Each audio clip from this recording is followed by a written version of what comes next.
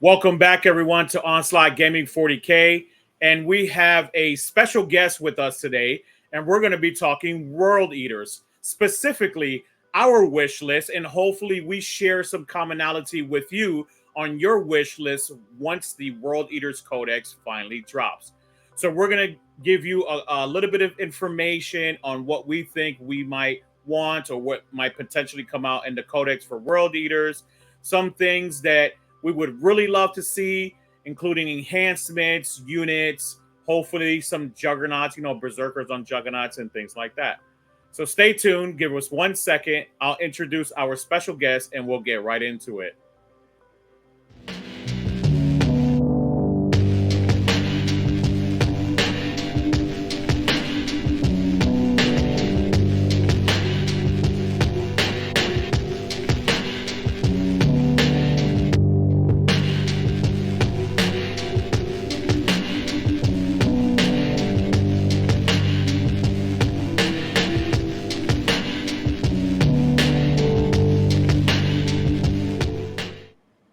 All right, so this is our special guest, and I'll allow you to kind of introduce yourself, if you don't mind, please, and tell people what you're about and why you love World Eaters.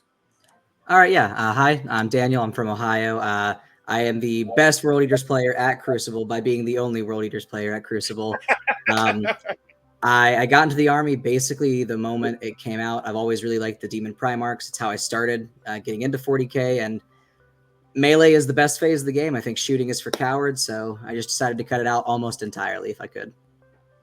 I love it. I love it. That's the World Eaters mentality right there, and our most advanced step in the game, right? Not even in the factions or the armies themselves, but it's the movement phase. And I think World Eaters, if you play them correctly in the movement phase, you're going to have a lot of success with their army, right?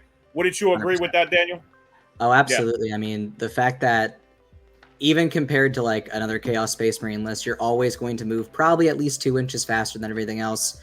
Our big beat sticks are moving 9 with the Exalted 8 bound, or like 14 with Angron. They're a quick army, and it throws a lot of people off at times. It really does, and it could be very oppressive to some people, right? Especially if you've never played into World Eaters. A lot of people who are listening today, they probably already know that. But for those of you who are new into World Eaters, right, they're very fast. They can be very oppressive for players that you're playing with, right? You can catch them off guard. People might even say that it's a got you moment, but it's not. It's that you got to make sure that you're sitting back far enough. And if you think you're far enough, get back further. Absolutely. Absolutely. So today we're going to break down an entire wish list. We're going to pull up the presentation right now. And me and Daniel are going to basically talk about what we have on this presentation, what we feel like we'll need for a effective, balance. We don't want a broken codex because we know we're just going to get nerfed after a week or two, right? But a very balanced one where we can go out there and be a little bit more competitive. We think there's some gaps that need to be plugged in. Well, we both think there's a lot of gaps. Wouldn't you agree? There's a lot of gaps that probably needs to be plugged in our army. The army does, melee well, and I would love nothing more than to do it even better. But the variety of units is probably the biggest lacking thing for World Eaters at the current moment. I agree. No, I agree. So, first things first, one of my favorite characters in all of lore, right, is Karn. So, does Karn need more, Daniel? Does he need a higher strength, more movement, better rules? I think a higher strength is probably like where I would like to see things go. He's one of the army's only instance of like flat damage 3. I'm happy with that. AP2 is a solid place to be. Strength 7 on a charge is a really awkward place. It is. It puts it into kind of a weird area. I would love it if he could just wound most Marine bodies on 2 as well. I think movement-wise, he's doing fine.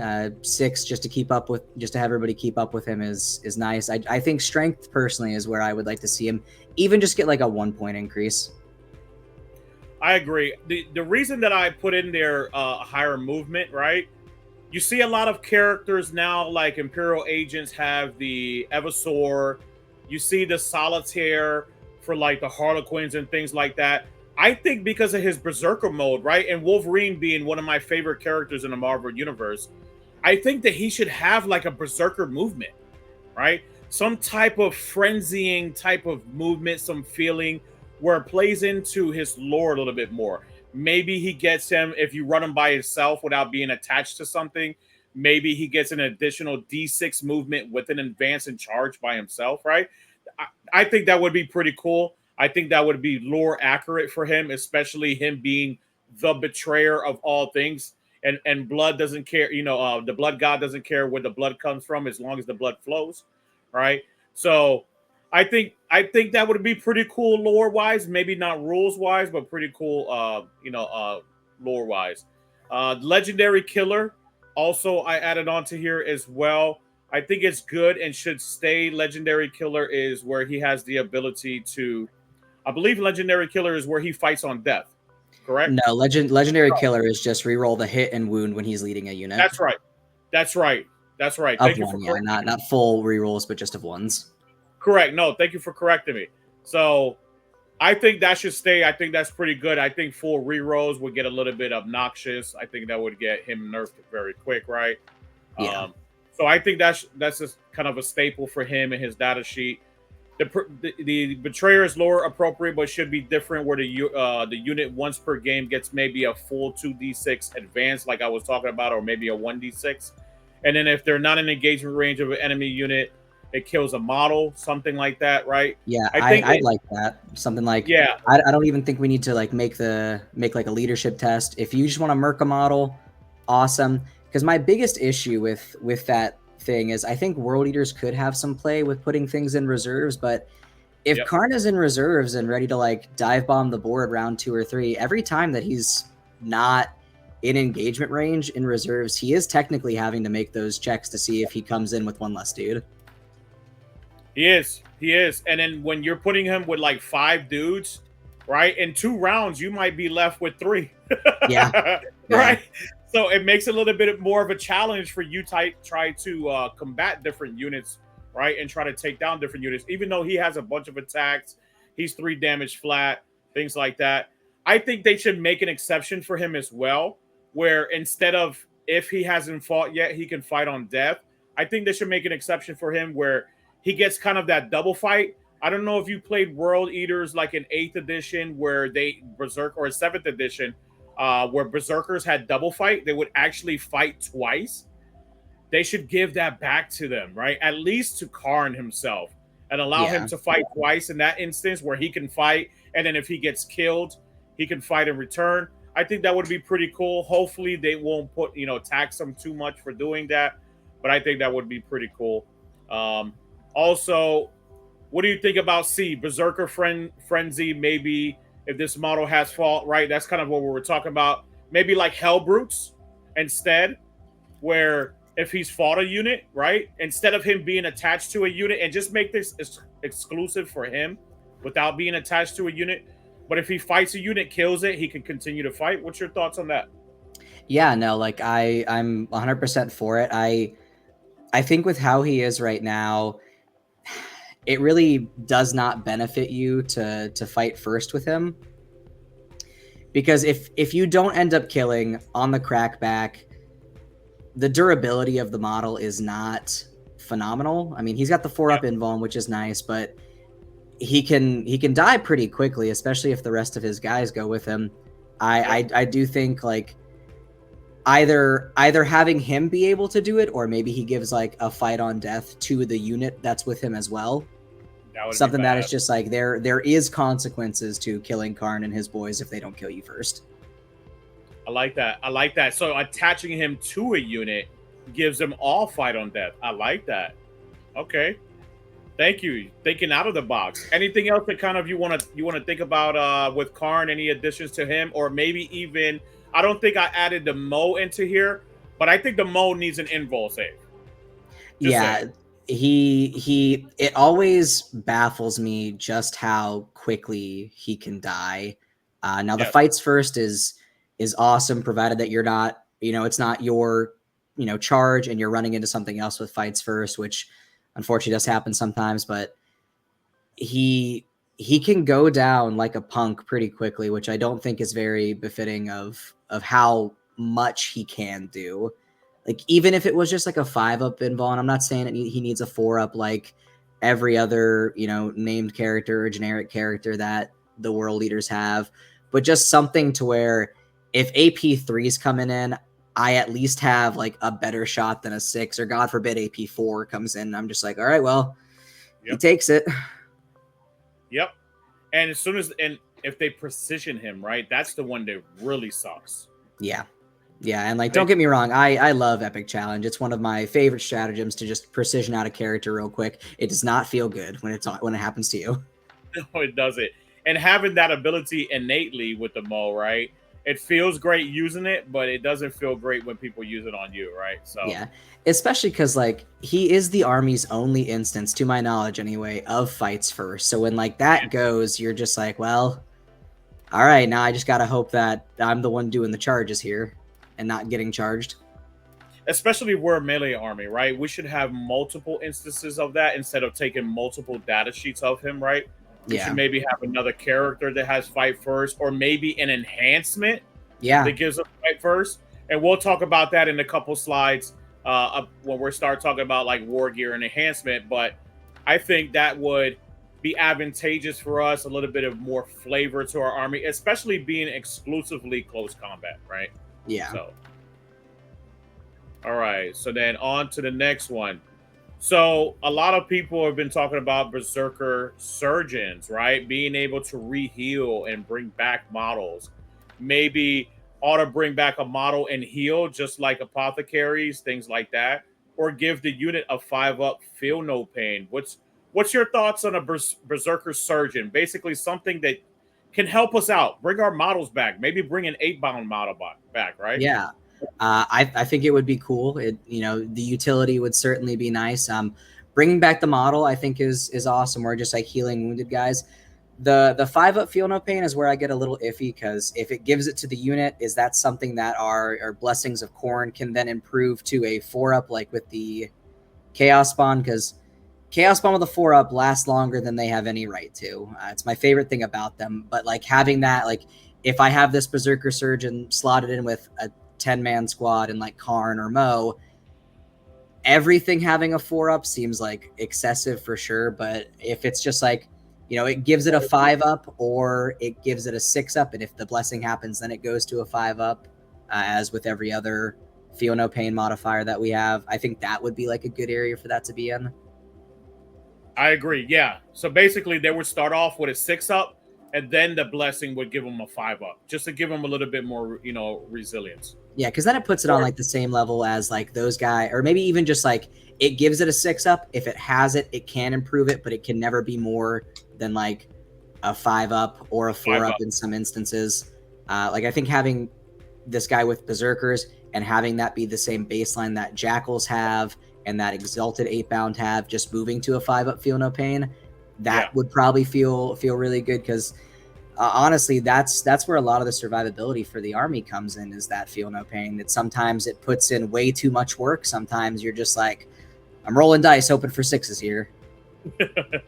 No, you're absolutely right. I exclusively I wanted to put this into the Berserkers, right? I think that it's better into the Berserkers. So this surgeon would only be able to attach himself to a Berserker unit. Obviously, the Berserkers now don't have any feel no pain. So he would give them a 6-up, and then if you do the blessings roll, they would get him a 5-up. So a 10-man squad without having a Mo to be attached to it, or a Karn and just a surgeon, just being a resilient Berserker unit, I think is something that we really need, right? Yeah, we don't. Absolutely. Our Berserkers are just power armored Space Marines at the end of the day, right? They're just and if you've ever been shot at by anything that has some real AP, like AP 2 and 3, those Berserkers get mowed down quick. Yeah, especially because like they're not, I don't think they're a bad unit by any stretch of the means, but at the end of the day, the Berserkers exist so that people like Karn and the Master of Execution have additional wounds. Yeah. So making those additional wounds just a little like beefier or they hold on a little longer, I think would be a fine enough place for them to be, to give like them just a little more survivability. Because I mean, heck, I've had times where the 10-man berserker squad is outlived by a jackal squad with the 5-up feel no pain, just because of how consistent that can be at a 33% chance as opposed to what, like a 16. Yes. Yep.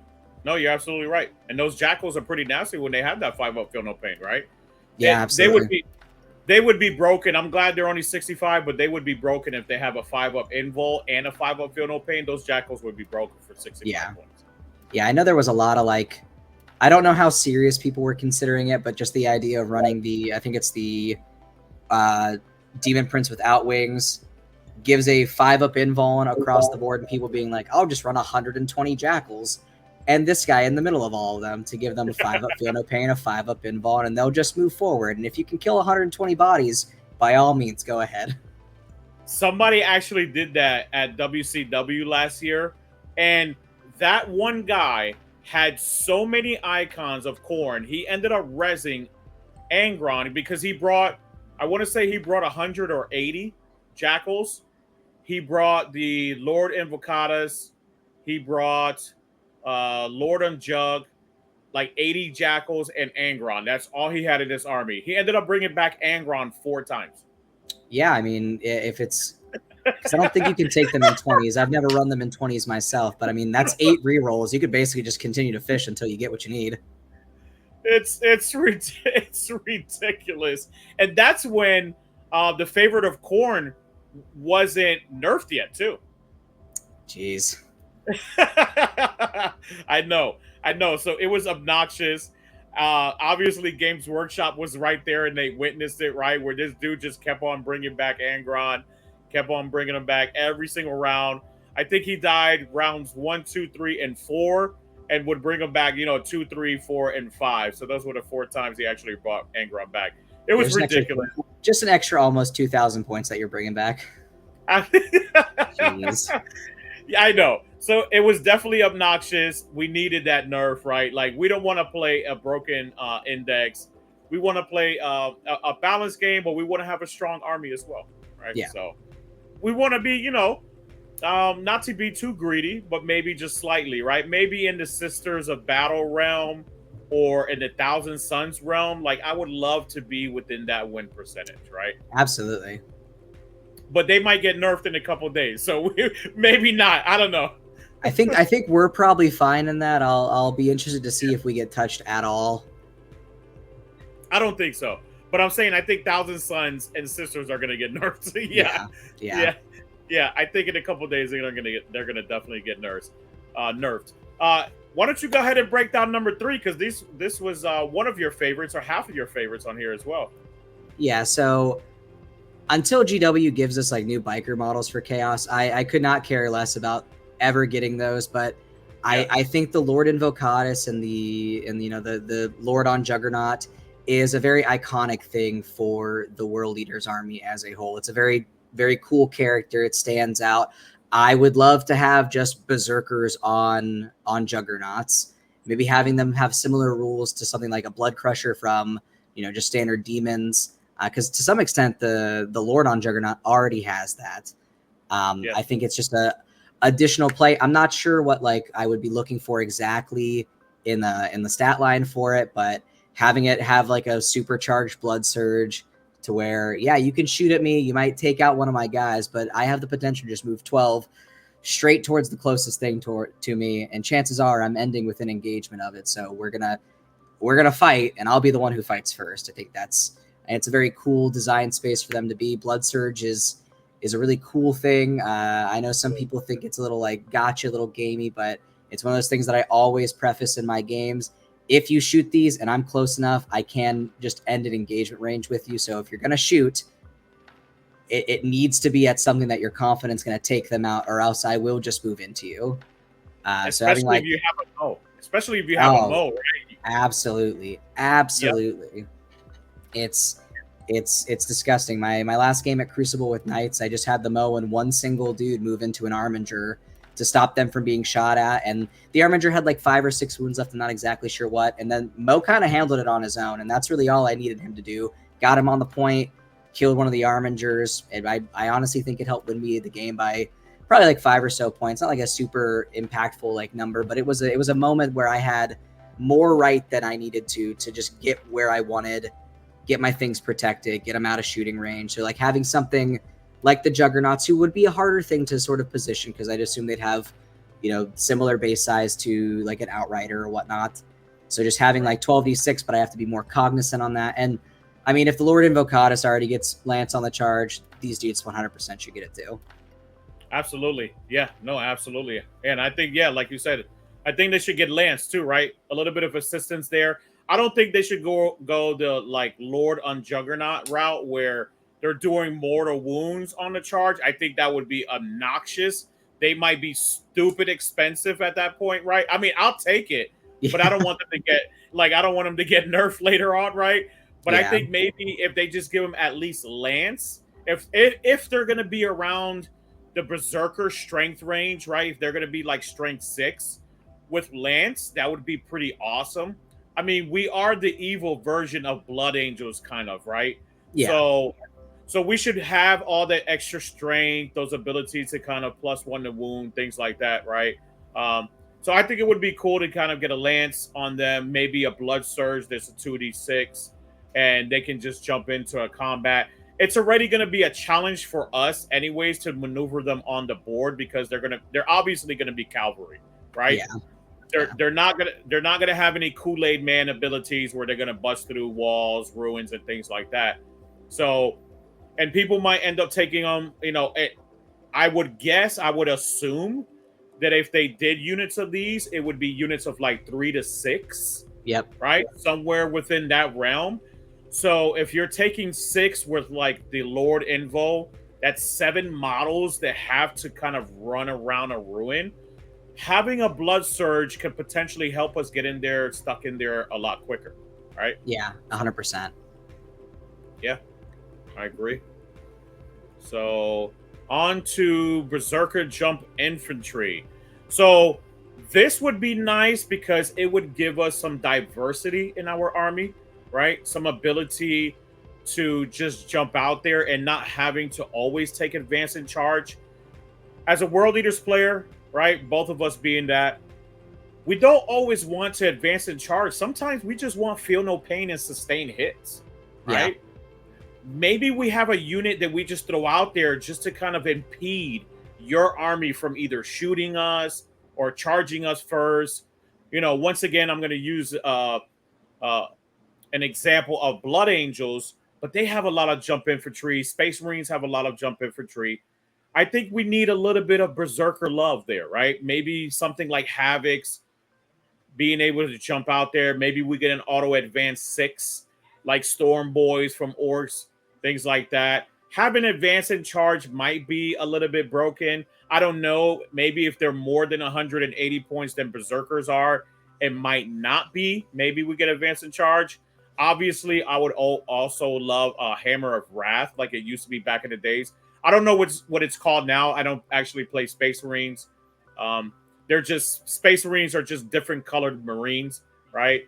Yeah. They really have no flavor to them. That's why I play Xeno's armies and specifically World Eaters. But Hammer of Wrath in the charge phase for mortal wounds would be kind of nice. Maybe 1 mortal wound for every model you have on a 4-up. That would be pretty sweet. What's your thoughts on these? I think it'd be interesting. I'm not sure exactly like. Because I think the role that I would like to see them fill is, you know, when Angron dies, the only thing people are ever worried about screening out of their backline is Angron if he comes back. So having these guys who can assist in just being like, you know, not only do I have Angron who could potentially come back, but I got like 5 or 10 of these boys waiting in the wings who can hop down and either, you know, 9-inch charge away. I can kind of gamble on that. Or who can play the objective game a little bit. Like maybe I get like behind enemy lines and it's turn 3 and I have 1 thing back there. I can bring these guys in, maybe get myself 2. Just kind of use them mostly for the objective game. Because I imagine, you know, you're probably not going to see much diversity in terms of of weaponry. It's going to be chain swords or axes, and maybe an eviscerator on one of them, and those are fine. I don't mind those, you know, weapons at all. But just having like 5 of these guys that I can drop somewhere to either, you know, steal a point if it's not being properly guarded, to kind of provide an extra like threat range on things like, yeah, sure, I have all this stuff sort of in like the middle-ish area of the board. You can come up to me, but if you do that, I might just pop in behind you and try to like get you from behind to weaken your back line and just smash your front. You're right. And the other notion that I had for this was we don't have any fly units other than Angron. Nope. I know Lord Invocatus used to have it in 9th, but I think they took that. I think 100% took that away from him. I mean, we have Helldrakes, but do we really have Helldrakes? I mean, what are they? 230 points? 210. I mean, 210. 210? Yeah, I mean 210. They can skew very hard with their anti-fly mortal wounds, you know, or the they have the they do the mortal wounds. Oh my gosh, dev wounds, right? On 2-ups against anti-fly. But that's really skewing hard into one particular thing. And then as soon as you kill that unit, or like a 5-man Space Marine unit, you're dying in return. So 210 points is just disappearing. Yeah, 100%. Like the Helldrake, as cool of a model as it is, has unfortunately always not been good. At least in the time I've been playing, I think there might have been like one period in time when it was solid. Yeah. But I mean, 10th has not been kind to flyers from what I understand, and the Helldrake has never had a really great moment to show its stuff. So it's not what I would consider like something I would actually run in the army. Yeah, and that just like the Winged Demon Prince, right? I mean, who wants to run the Winged Demon Prince? Nobody, right? Not a single person. Not a single person. So we have 2 other units other than Angron that really suck. This could be very useful. You brought up very valid, honest points, right? Maybe we can have just 5 Berserkers, maybe 2 units of 5, just to take those back lines, just to hold an objective on the flanks, things like that. So I think that we both agreed that Berserkers with jump packs would be pretty gnarly. And they don't have to be broken either, right? They don't have to be super expensive. Maybe, you know, Berserkers now being 90 points for 5, maybe they're 95 points, maybe 100 points with jump packs, something like that. Yeah. Not too expensive, just giving us the ability just to get those extra points, that maneuverability of being able to reposition ourselves, and specifically being able to fly over screens, right? We have a lot of problems when it comes with screens in our army. If we can have a couple of units that can just jump over screens and not leave Angron all by himself, that would be pretty awesome as well. Yeah, the amount of times that I have had someone just with at least like 2 or 3 infiltrate, just kind of pushing themselves basically as far up as they can, because our speed is our most dangerous thing. If you lock me in my deployment round 1, I have to kill like 80 points of models here and there that you were already okay with dying. I mean, now you've got like unimpeded access to the mid board where I wanted to fight you for, and now I'm having to like fight uphill now. Yep. Yeah, you don't want to waste Exalted 8-bound or 10 Berserkers and a Mo on a 60-point unit, right? It's just screening you out. Yeah, like, especially if the Mo and the 10-man are in the Rhino, because now I have to waste time getting them out of the Rhino, killing the thing that's blocking the Rhino. Hope to God I don't, you know, they don't get shot and I lose some dudes before they get back in. Yep. No. Valid points. And thank you for that. Yeah, absolutely. So on to the next one. So some Berserker updates, right? I really miss, and I think it's very lore appropriate that Berserkers on their chain swords and chain axes should be AP2. Berserkers should never be AP1 on any of their weapons. They should definitely be AP2.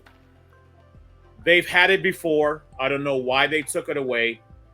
We're in a meta, we're in a game system in 10th edition where AP is less relevant in more things because everything is getting like a 4-up invul, a 5-up invul, right? It could really help us against Marines and really make us shine against all of those other armies. And we've had it before, like I said, right? And to reiterate that, we've had it before, and I think it's lore appropriate for them. I think they should be AP2 on their weapons, or maybe have a stratagem, right? Maybe they don't have to have it innately, but maybe there's a stratagem where berserker units get +1 to AP. Yeah, I think if I were sort of in the design space, that's kind of what I would go towards, is just, you know, Yeah. they can get the extra AP with a stratagem. I don't know if maybe just berserkers or maybe just kind of widen it to infantry units only. Yeah.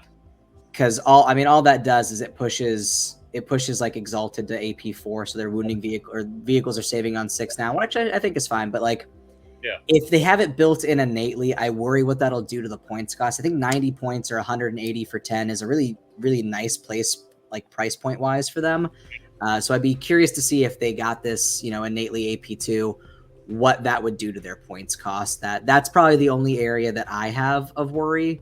But, you know, extra AP would certainly help into the Marine matchup, which I do think Chaos is sort of, at least flavor wise, kind of built around, like, you know, we fight the other Space Marines. It's kind of what we're here for. Yeah. No, you're right.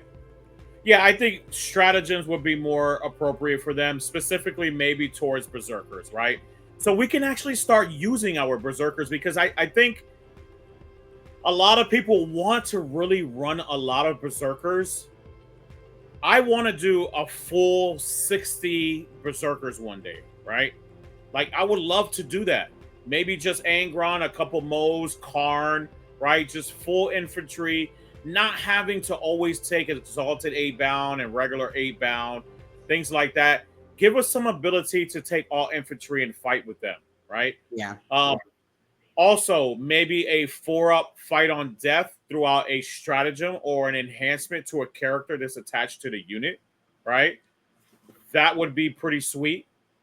It's always a challenge to have to roll a 4-up anyway, so it's a 50-50. So even out of a 10-man, 5 of them are going to end up fighting on death. But I think because they've had that before as well, maybe they should have some ability, you know, or some way and option to actually get that. What's your thoughts, Daniel?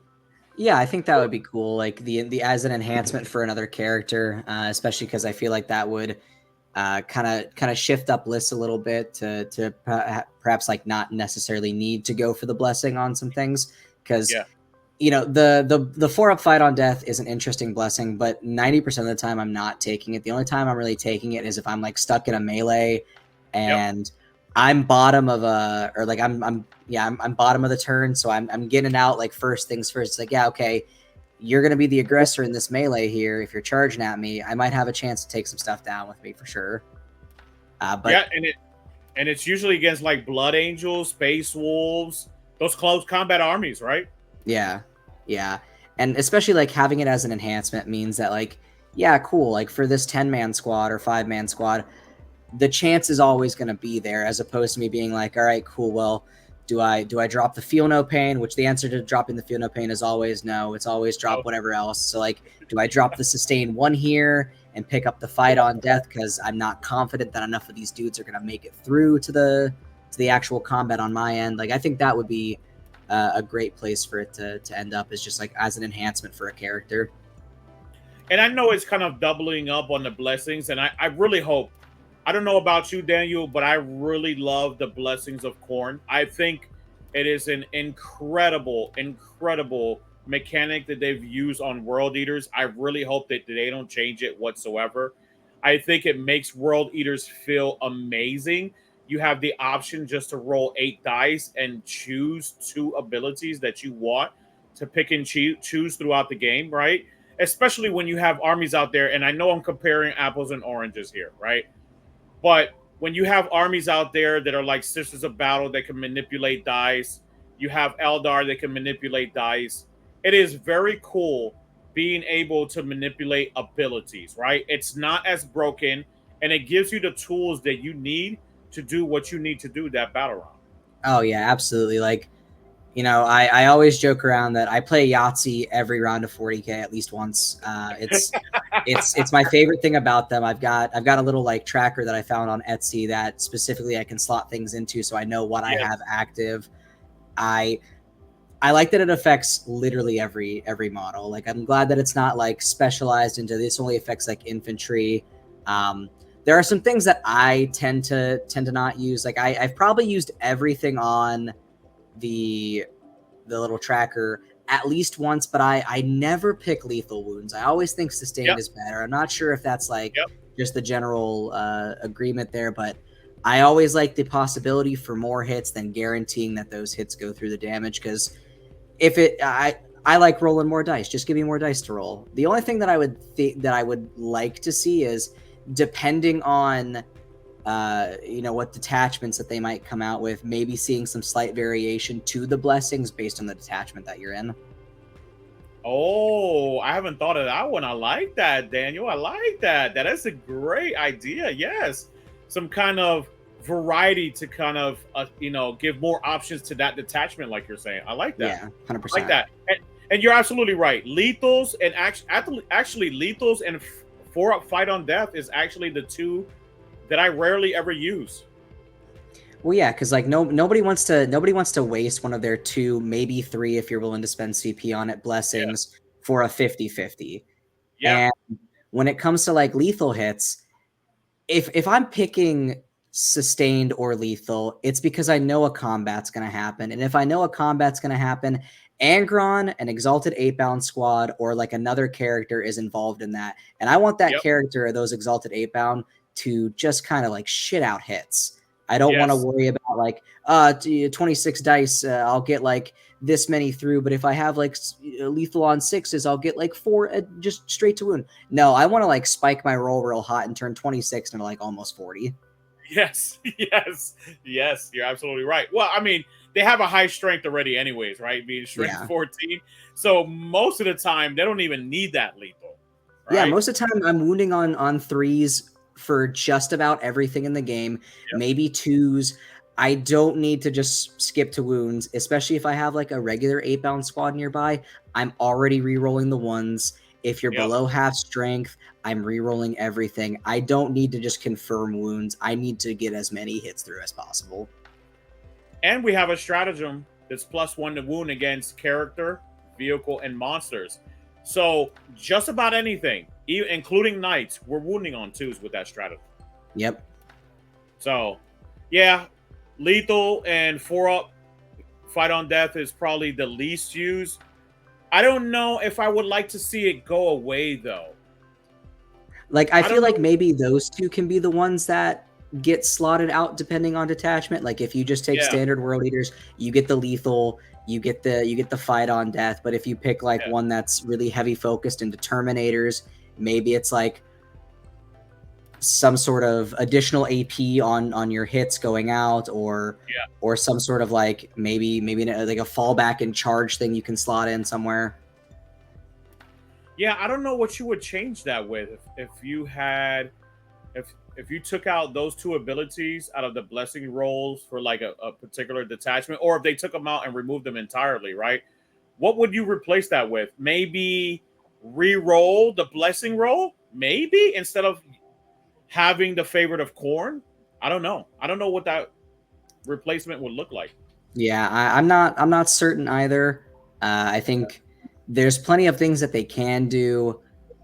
But it's largely going to depend, I think, on what they like, if that gets touched at all based on detachments, like what, or if it gets touched at all, like in general, what they're going to find more value in. Because I'll take feel no pain the whole game. I'll take +2 movement every first turn that I get. I will take sustain if I'm confident that like fights are going to happen. And I'll take advance and charge if I really want you to feel like Angron's going to be in your face. Yes, you're right. Right? No, I love your points that you're bringing up. Very, very smart points. Very valid. All right, going on to the next one. So, everyone, you know that very limited edition Warhammer Terminator World Eaters model that we have? Can we please get a data sheet for that? Like, can we get some sweet rules for that beautiful looking model? Give Terminators maybe a 4-up feel no pain in the blessings for 1 turn. I don't know. That might be obnoxious. That might be a little bit too much. Maybe a 5-up feel no pain once with the blessing roll, something like that. Or maybe just once per game, we could get a 4-up feel no pain and we could just sit in an objective. Like, I don't think that would be too crazy once per game. I know we've seen it with the Bully Boys and Orcs where twice per game was obnoxious. I think maybe once per game wouldn't be too bad. I know Games Workshop has mentioned that they wanted to leave that exclusively for characters, but give some resiliency to World Eaters. They need something.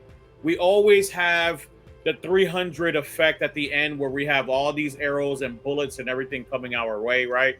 Give us a little bit more resiliency, at least for one turn. Maybe,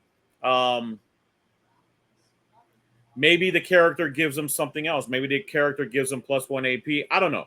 But please, let's get a data sheet for that beautiful, beautiful, beautiful character. So, what's your thoughts, Daniel? I would love to see like a dedicated Terminator Lord for World Eaters. I feel like I never see people use their Terminators. They're probably the single most like defensive thing that we have with like their 2-up, 4-up. And even in the army, like 5 inches turning into 7 with the +2 means that they're not slow, but they just don't do enough for their points cost that I feel like everyone just kind of ignores them. And even their like special ability is just like, yeah, you get +1 to hit if it's below starting strength, or add 1 to the wound if it's below half strength, which is cool. It's nice to see that, but nothing really feels special about World Eaters Terminators. And I know like I've had this conversation with my buddies many a times that I don't see it myself, but a lot of them think that like the Exalted 8-bound are probably one of the uglier models that 40K has come out with. I like them, but I do think that they are kind of a little out of left field when like you have Red Butchers. That was like the big World Eater thing, and now you have 8-bound who are like more or less the face of the faction. So having like Terminators having their own like fundamental identity in the army would be nice, because I feel like they'd get a lot more play. I mean, between my Chaos Space Marine army and this, I probably have 30 Terminators just sitting on a shelf somewhere that I would love to use for the World Eaters, even just a little bit. But they're just, I don't think that they're worth it. Like 360 points for a 10-man is a lot. 180 is a lot, when for the same price, I can just take 10 Berserkers. Yeah, I think the Dark Angels Knights, right? Aren't they the same price and get like an innate -1 to wound, and that data sheet gets everything. Yeah, that data sheet just gets everything in the world. So I know apples to oranges once again. That's their thing. That's their lore thing, right? But maybe drop the points a little bit and allow us to get what we already have, right? Don't give us anything extra. Just give us what we already have, right? Drop our points. 360 points is outrageous. 180 points. We just want some variety in World Eaters, right? So 100%. Going on to your favorite one, right? Go ahead and break this one down if you don't mind, Daniel, and what your thoughts are. Yeah, so Demon Engines are probably like my favorite thing, Chaos, just in general. I know like in my own collection, I have 3 or 4 Mauler Fiends, 3 or 4 Forge Fiends. I have 2 of the they're legends now, but they were the dudes who had mortal wound guns for hands, whose names I'm forgetting. But really, they feel slept on. Nobody runs a Defiler. It's one of the ugliest models in 40K, and the fact that it is so massive means that you just can't do anything with it. I know some people have played around with like Hellbrutes a little bit in World Eaters to varying degrees of success, but as it currently stands, we have access to Forge Fiends, which don't really feel very World Eaters because they are shooting. I like that they battle shock things when they shoot at them. That's pretty cool. Mauler Fiends are cool. They are a little pricey, though not nearly as much as they probably could be. And I mean they're swinging like strength 17 or 18 on a charge if you're below half strength. Yes. But we've lost the Blood Slaughterer, and that's a really cool model. It's got really interesting rules. It's like an instance of AP3 flat 3 damage. I would love to see more of that, and even if it isn't a bigger model, like especially for Khorne, there's so many different demon engines that you could mess around with. And what we have currently is limiting. I know we talked about it before the call that the world leaders are a very limited roster of models, and they took more away from us, and that's fine. I'm sure that we're gonna get something when our book releases, but I would love to see more than just Astartes or just, you know, variants of cultists. I would love to see more like this is a machine that runs off blood and it just makes more of it. Like give me more of those that I can just throw into people. I'll drop some things out of my list if it means I can run like big murder dogs that just run at you. I love it. I love it. That would be gnarly. That would be really gnarly to have some demon engine detachments. What is that character? That Forge Work character? I think that's the one you were talking about. But there was it's like a dreadnought. It looks like the Khorne Lord of Skulls upper the half. chitin? The chitin, yes. Yeah, the one that just stands up and is taller than most other things on the board. That thing is awesome, and it's. I know a lot of people don't like the Khorne Lord of Skulls like choo choo train look. I think it's silly, and part of 40K is the fact that things are silly sometimes. Yes. But I mean, people only run that so that they can be like, I run Angron in 3 of them, and then I have a decent shooting phase, and I don't have much else. That's not what this army is about. Shooting should be supplementary at best, non-existent at worst. Give me demon engines that, you know, maybe run alongside Angron, where Angron's like taking out bigger threats. They're just tying up little things so he can just continue to push forward and kill. Yep. No, I agree. And I hate the fact that, you know, we do have to take the Khorne Lord of Skulls and to keep people at bay and things like that. Maybe some bombardments, or maybe a unit that is like a solitaire or something like that. Maybe they give Karn that ability, right, to get out there and destroy something very quickly instead of having to shoot. I don't know. Maybe we get a demon engine detachment and we become a little bit more shooty, right? Yeah. We shall see. Like I would like to see some like mild variation in how it is. Like we're so like pigeonholed into being fast and hitting hard that like we suffer in a lot of different areas. So like I'd love to like maybe dial back the speed and see more like survivability, or maybe even like dial back such heavy melee threats to have some quality shooting. Because Khorne, like even Khorne demons have like, what is it, the skull cannon being a very iconic Khorne based like shooting platform. Like give me some variation. Let me tinker around with the different like identities that can be the world leaders. Yep. They even have what fortification is it's a skull throne or a skull shrine or something like that. Like nobody ever uses. Yeah, nobody ever uses it, but it's a beautiful like display piece to have in your army if you're ever building altar. The skull altar. Yeah, there we go. Yeah, that would be nice. That would be nice. We'll see. We'll see what the Codex entails entirely. But you wanted to also talk about some more generic characters. So tell us a little bit about your thoughts on this one. So a lot of this comes from the fact that, like, you know, when people are running world leaders lists, they're never not bringing Angron. And then, you know, in my list, I run exactly 4 characters. It's Angron, it's the Lord Invocatus, who's also a named character. It's Karn, who is, of course, also a named character. And it's the Master of Execution, the army's only instance of fight first. So, of course, like, he's getting, you know, the enhancement that just makes him better at killing things. But, I mean, we've got the Favorite of Khorne, which lets you re-roll, you know, your blessing dice. You've got, let me see here in the enhancements section.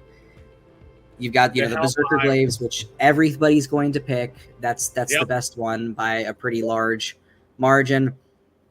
Battle Lust is, I don't think I've ever really seen people take it. Like, it's like being able to heroic for 0 is cool. The only person I'd want to do that on is the Master of Execution with a Berserker Glaive, and he's already got an enhancement. And then the Helmet of Brazen Ire, it's cool, don't get me wrong. And the variations of my list when I ran like a Demon Prince on foot, that was the only time I ever used that relic. It's because, you know, he's got 8 or 9 wounds. Taking that to like effectively 18 is cool. I'm never going to put that on the Master of Execution. So we've got like these variety of enhancements.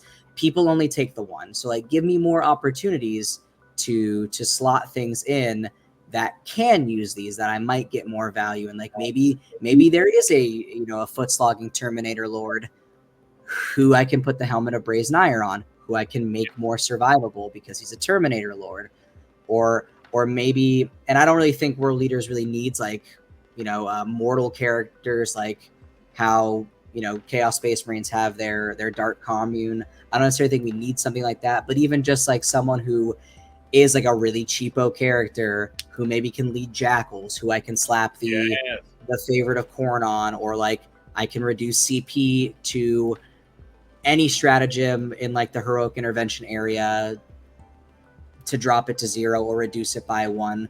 Because I mean, plenty of armies do have the instance of like, you get a free instance of this once per round or whatever it is. Like, let us get that. We have plenty of stratagems that are really valuable. Like if I can get some 0 CP costs on things that are not just heroic intervention, maybe that means like when the Chaos Spawn do die on the middle point, I go, it's sticky now and I'm not paying for it.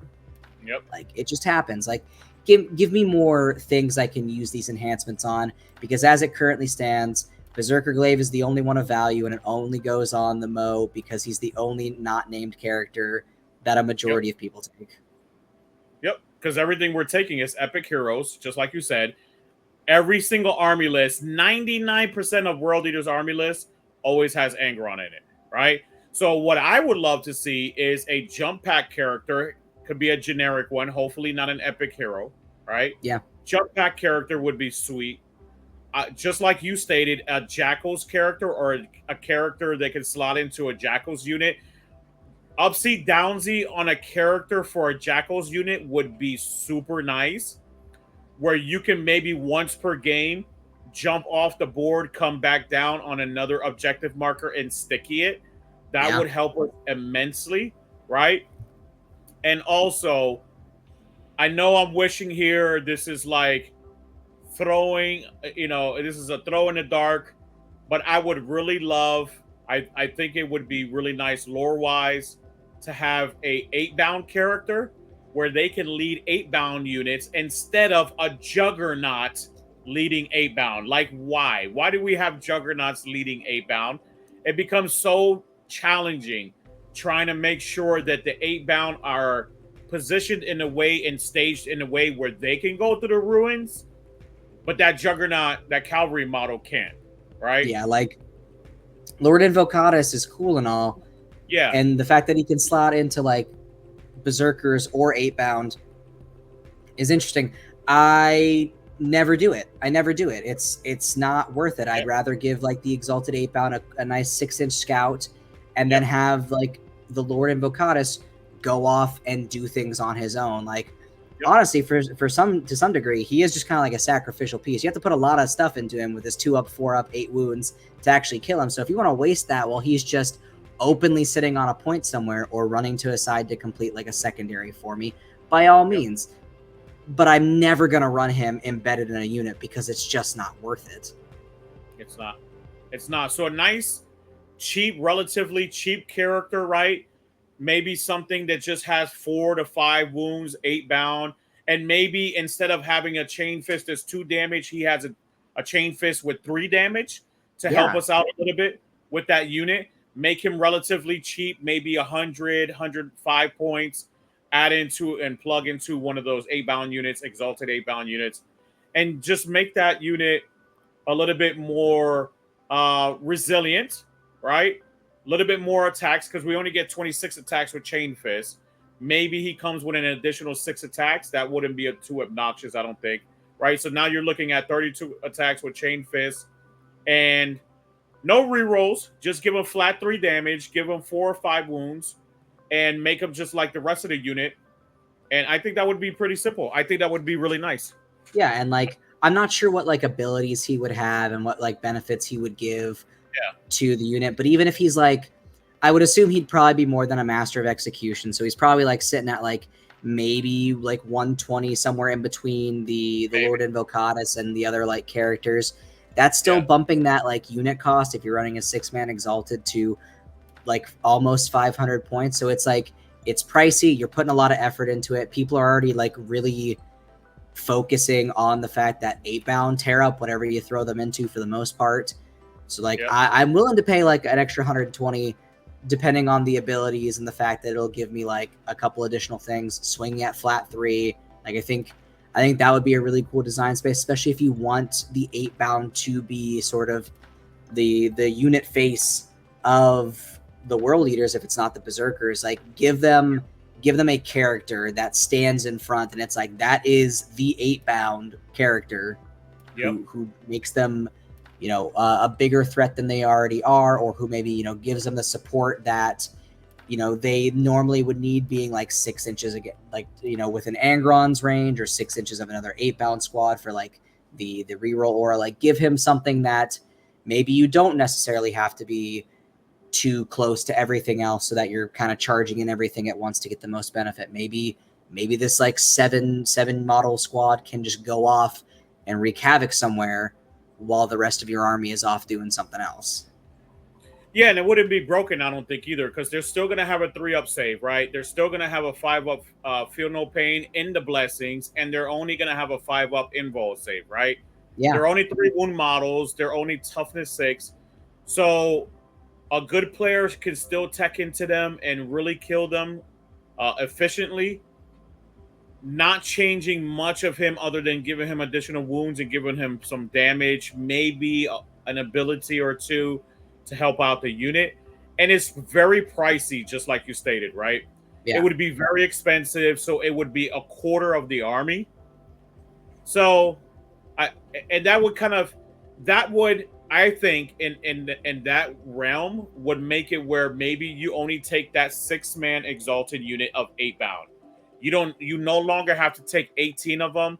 Maybe we get some jump infantry, we get some better berserker abilities, not having to take Angron. Maybe we're starting to take 20 or 30 berserkers. And then now we can start having some flavor. Maybe we start taking 2 units of 5 terminators too, right? So then we can have some flavor in our army. We don't always have to take the Angron, the Lord Invul, and the 8-bound all the time, right? It has to always be cookie cutter. I think that needs to change a lot. Yeah, for sure. Like, you know, we already have this very heavy melee presence. But as we've discussed, like, you're not putting many units on the board. Once things start going down, it becomes a very quick like moment of like, oh hell, like I'm like I might actually get tabled here. So like, you know, with healthy changes that maybe you don't necessarily need to take Angron, like you said, that frees up 415 points. That is, you know, if we're being generous, probably like 4 or 5 more units that I can put on the board instead, who are, you know, filling a variety of roles that Angron couldn't. Angron is just, you know, a force multiplier. He's there to kill.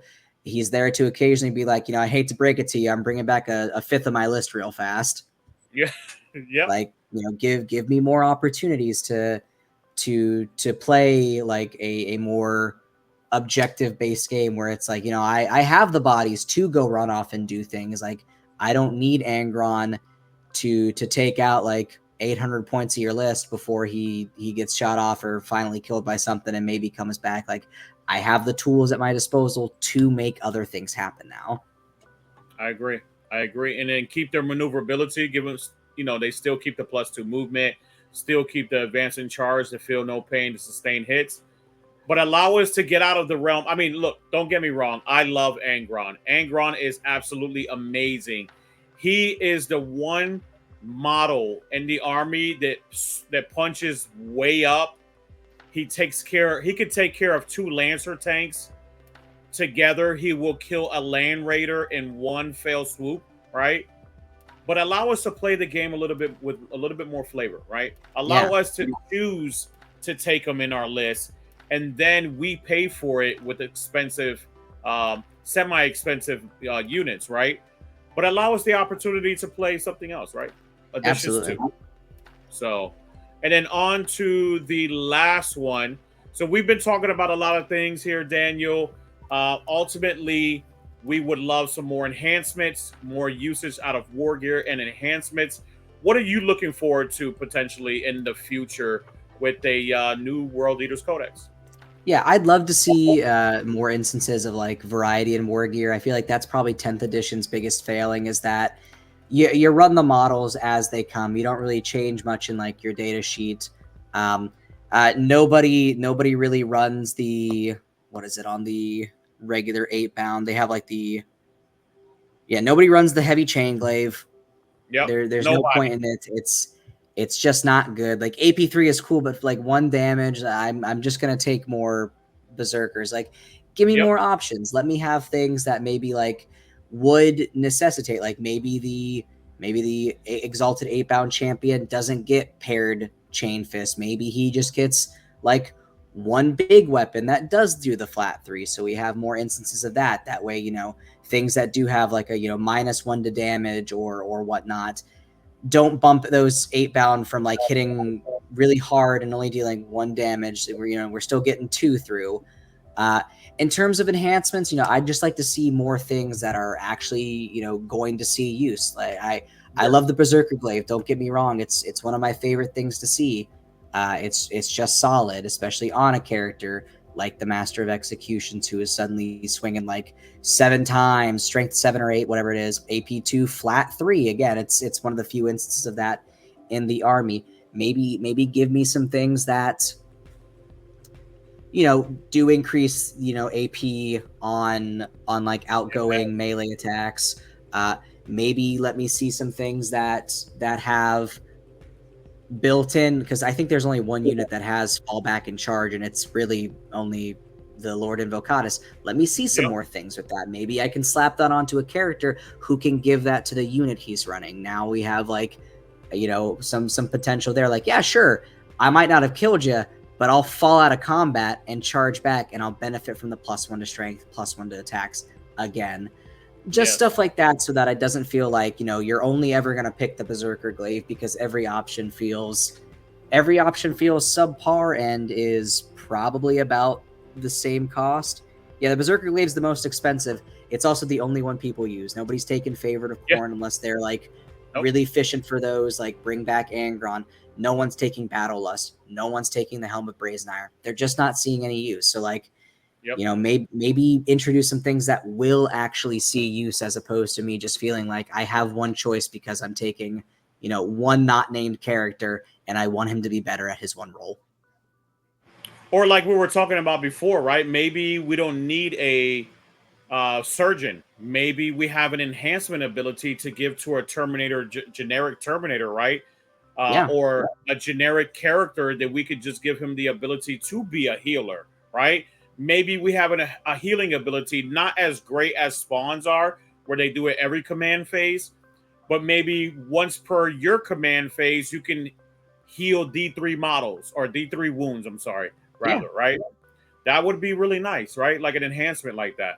Yeah, because that can bring back, with D3, if it spikes really high, you're bringing back an Exalted 8-bound. You're bringing back a regular 8-bound. You're healing a Berserker and bringing one back. Like, just something to give, like, if we're talking, like, enhancement, like wishes, absolutely something for more survivability to more than just one model.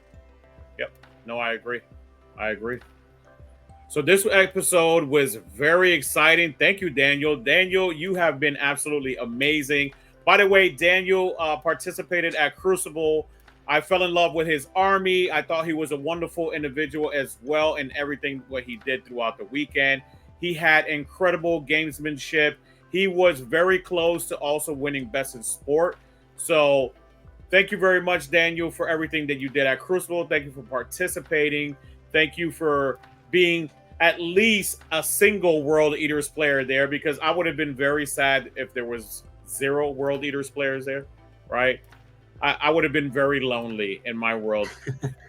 I was really happy to go. It was one of those things where, like, my buddy Eric, who you guys had on your live thing yesterday, he was the one he's probably the most like competitive minded person that we have in our group. But it was awesome to go down and see a very wildly different meta. I got to play armies I had never had really a chance to go into. Have not really had a chance to go in Drukhari. The meta up here, the last tournament I went to, is very much like Ironstorm heavy or it was before it got nerfed to the ground. Wow. Really? That's what we were seeing a lot of, and don't get me wrong, the Exalted 8-bound ate well during that, but other times it's like, well, I'm just running into a bunch of tanks with dudes who just can't get it. So it was awesome. It was awesome to play into armies I haven't gotten the chance to. If I would have had a Death Guard player, I would have played regular Chaos Space Marines, the 2 other Cult Marines, me being Cult Marine. It would have been, a nice completion there. But I had a phenomenal time. You guys held an awesome event. I didn't have a single match that I walked out of feeling like, I made some massive misplay or that my opponent did not play by intent. I had a phenomenal time. You guys have a very good community there. A lot of really strong players. And, with how things are going, this might be like a yearly thing for us. I really hope so. And if you need anything, you let me know. And hopefully you continue to come on the show. I know we were talking previous on the call that I would really love to see you a lot more often. I do World Eaters Talk every single week. So you're more than free to and welcome to join whenever you feel like you want to join. Also, for those of you who are listening, I'm putting Daniel's list in the YouTube description section so you can check out what list that he used at Crucible 2024. Obviously, a lot of you have already seen a lot of my lists and things like that, but we're going to continue to talk more World Eaters every single week until I get tired of World Eaters, which will be never. So we're going to continue to talk about World Eaters and love what we do with this army, right? So thank you for your time, Daniel. I'm going to give a small little speech. Would you like to tell everybody goodbye and have a wonderful night, or whatever you want to tell people, or a shout absolutely. out for anything? It was phenomenal being here. If you guys are ever looking for tournaments in Florida, absolutely check out Crucible. It was a phenomenal event, especially if you're into other tabletop things. There's a lot that goes on there too that's not just 40K. But yeah, it was awesome being here. I will likely reach out again to be on this more often because, you're a swell guy. I love talking about World Eaters too. But yeah, thanks for having me on. Absolutely. Absolutely. All right. So I'll see you in the lobby in a second, if you don't mind. All right. Thank you very much, everyone who participated and watched the entire show. It was an absolute pleasure to have Daniel on here. Wonderful, wonderful individual, articulated his passion, articulated everything that he feels in the wish list would be very beneficial for us as World Eaters player. I loved everything about him. Hopefully I get to continue to see him on the show in the future, and hopefully you as well. As always, make sure to like, share, and subscribe. And remember, Onslaught Gaming 40K, where victory is just a strategy away. But hold up. Don't leave just yet. Blood for the blood gods. Blood for the blood gods! Ah!